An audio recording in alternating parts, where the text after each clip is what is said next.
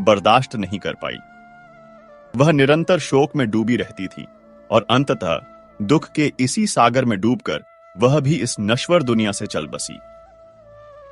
मैं यह हृदय विदारक सूचना आपको बहुत पहले ही देना चाहता था, लेकिन मैं खुद पहले अपनी धर्मपरायण पत्नी और फिर अपनी इकलौती बेटी के खोने के असहनीय दुख के कारण गहरे सदमे में था और किसी भी प्रकार का संवाद करने की स्थिति में नहीं था।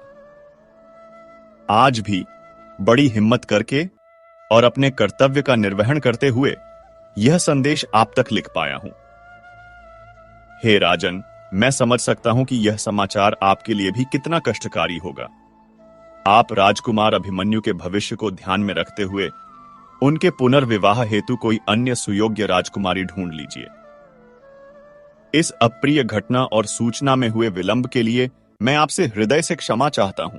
राजा जयपाल का यह झूठा और क्रूरतापूर्ण संदेश सुनते ही राजा धर्मपाल को मानो बिजली का एक बहुत बड़ा झटका लगा। वह अपने सिंहासन पर अवाक रह गए। पर राजा धर्मपाल से भी कई गुना ज्यादा गहरा धक्का और आश्चर्य संदेश लेकर आए नौकर भीमा को लगता है। सुबह महात्मा के पास जाने वाली वह रहस्यमयी घटना, राजा जयपाल का वह आम के पेड़ वाला दृष्टांत और अब यह सरासर झूठा पत्र जिसमें राजकुमारी तारा की मृत्यु की खबर थी, जबकि वह स्वयं कुछ घंटे पहले राजकुमारी को महल में जीवित और स्वस्थ देख चुका था। ये सारी कड़ियां उसके दिमाग में एक एक करके जुड़ने लगी। उसे राजा के बुरे, घिनौने और पैशाचिक इरादे समझने में ज्यादा वक्त नहीं लगा। भीमा का हृदय कांप उठा, यह सोचकर कि कोई पिता अपनी ही बेटी के लिए इतना नीचे कैसे गिर सकता है। नौकर भीमा को जब राजा के इन बुरे, अनिष्टकारी इरादों का स्पष्ट रूप से पता चलता है कि दुष्ट राजा अपनी ही सगी मासूम पुत्री के बारे में बहुत ही गंदे, अक्षम्य विचार अपने मन में पाल रहा है, तो वह एक क्षण भी वहां नहीं रुकता। उसके पैरों में जैसे बिजली की सी गति आ जाती है। वह बिना किसी से कुछ कहे तेजी के साथ अपने घोड़े को वापस विलासनगर की ओर तूफानी गति से दौड़ा देता है।